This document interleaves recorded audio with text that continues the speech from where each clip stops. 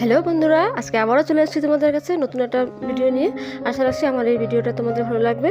খুব বড় ব্লগ করছি না, খুব ছোটো কিছুদিন থেকে বেশি বড় ব্লগ আমি দিচ্ছি না, কোনো সময় পাচ্ছি না, আর তোমাদের সময়ও নেই এতক্ষণ দেখার, ধৈর্য ধরে দেখার। তাই ছোট্ট মোটো 5-6 মিনিটের ব্লগটা হবে, প্লিজ তোমরা কষ্ট করে দেখে নিও। তো এই দেখো, আমি বাড়িতে রান্নাবান্না সংসারের কাজ ছাড়াও আর কি কাজ করি সেটাই তোমাদের সঙ্গে তোমাদেরকে দেখাচ্ছি। দেখো, এই যে আমার মাশরুমের কাজ, সেটা এটুকু আমি এদেরকেও আমি একটু পরিচর্যা করি, যা যা করতে লাগে সেটা করি। তো এই জন্যই আমার বেশি সময় থাকে না, কারণ জানো বাড়িতে হাউসে কত রকমের কাজ থাকে, তারপরেও আমি এক্সট্রা একটা এই কাজটা করি। ওই জন্যই আমার খুব সময় হয়ে ওঠে না আর কি ভিডিও এডিটিং করার। আমি বাচ্চা কাচ্চার সামনে সংসারের কাজ যাবতীয় করে তারপর আমি একটু রাত্রেবেলা শোয়ার পর আমি এই ভিডিওটা এডিটিং করি আর ভয়েসটাও দিই আর কি। তোমরা হয়তো ভাববে যে এত সংসারে এত কাজ, এত ঝামেলা, এত কাজের চাপ, তো ভিডিওটা আবার কখন করি? হ্যাঁ, ঠিক, আমি করি।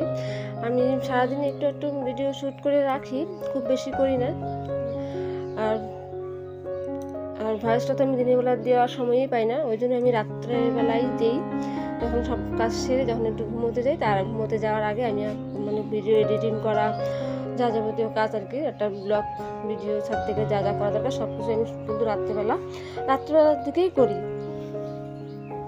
তো দেখো, আজকে মাশরুম রান্না হবে যেহেতু, তাই তোমাদের সঙ্গে সেই মাশরুমটা শেয়ার করলাম আর কি। ভাবলাম যে আজকে এই নিয়ে আমি আমার ব্লগটা বানাই। তো দেখো, মাশরুমগুলো ছিঁড়ে এনেছি, সেটা তোমাদের সঙ্গে একটু শেয়ার করলাম। তারপর সে ভিডিও ব্লগের শেষে দেখতে পাবে আমি কীভাবে মাশরুমটা আজকে রান্না করি, সেটা তোমাদের সঙ্গে শেয়ার করলাম। তো এইভাবে আমি আমার পরিচয়টা দিয়ে নিই। নমস্কার, আমি কুচবিহার থেকে, খুব ছোট্ট একটা গ্রাম এবং খুব সুন্দর একটা গ্রামের এক গ্রাম্য গৃহবধূ। আমার চ্যানেল হচ্ছে রূপম লাইফস্টাইল। আমার এই ছোট্ট চ্যানেলে তোমাদের সকলকে জানাই অনেক অনেক অভিনন্দন। তো দেখো, আমি মাশরুম রান্না করার জন্য মাশরুম আর আলু একসঙ্গে ভেজে নিয়েছি, তারপর মশলা যা ছিল সব কিছু রেডি করে নিয়েছি। এখন শুধু রান্নাটা করবো। কড়াইটা দেখতে পাচ্ছ একটু লাল লাল কালচে কালচে ভাব হয়েছে, তার কারণ আছে, কারণ কড়াইতে আমি পাঁপড় ভেজেছিলাম। পাঁপড় ভাজার যে তেলটা ছিল সেই তেলের মধ্যেই আমি মশলাটা এখন দিচ্ছি, ওই জন্য একটু কালচে কালচে লাগছে। তো দেখো, মশলাটার সঙ্গে আমি টমেটো কুচিটা দিয়ে দিলাম। টমেটোটা যখন একদম গলে যাবে তখন আমি একটু জল দিয়ে ভালো করে কষিয়ে নেব মশলাটা। তারপর আমি মাশরুম, যে ভেজে রাখা মাশরুমগুলো ছিল সেগুলো আমি এই মশলাটাতে ঢেলে দেবো। এর ফাঁকের মধ্যে আমিও আরেকটু বলে নিই, যারা আজকে প্রথম আমার এই ব্লগটি দেখছো তোমাদেরকে অসংখ্য ধন্যবাদ আমার এই ব্লগটি দেখার জন্য। আর আমি বলছি, যদি কোনো কারণে আমার এই ব্লগটি তোমাদের ভালো লেগে থাকে তবে প্লিজ তোমরা আমার চ্যানেলটাকে সাবস্ক্রাইব করে নিও এবং একটা লাইক এবং একটা কমেন্ট করে দিও যদি ভালো লাগে। তাহলে আমি বলছি না যে তোমাদের করতেই হবে, যদি তোমাদের ভালো লাগে তো করে দিও প্লিজ। আর যারা আমার পুরনো বন্ধু আছো তোমাদেরকে তো অসংখ্য ধন্যবাদ জানাই আমার সাথে থাকার জন্য, এতদিন ধরে আমার সাথে আছো এবং আমাকে এত ভালোবাসা দেওয়ার জন্য। আমি আশা রাখছি আগামী দিনে তোমরা ঠিক এইভাবেই আমার পাশে থাকবে। তো দেখতে থাকো আমার এই ব্লগটা। তখন দেখো, আমি মাশরুমগুলো দিয়ে নিয়েছি, এখন একটু কষিয়ে নেব মশলাটার সঙ্গে। মাশরুম আলু দিয়ে ভাজা রাখা ছিল।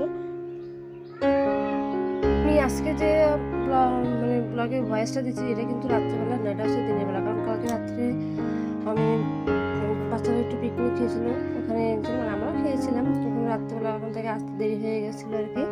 তো ভয়েস দেওয়া হয়নি, ঘুমিয়ে পড়েছিলাম, তার জন্য সেটা সম্ভব হয়নি, তাই আজকে দিচ্ছি।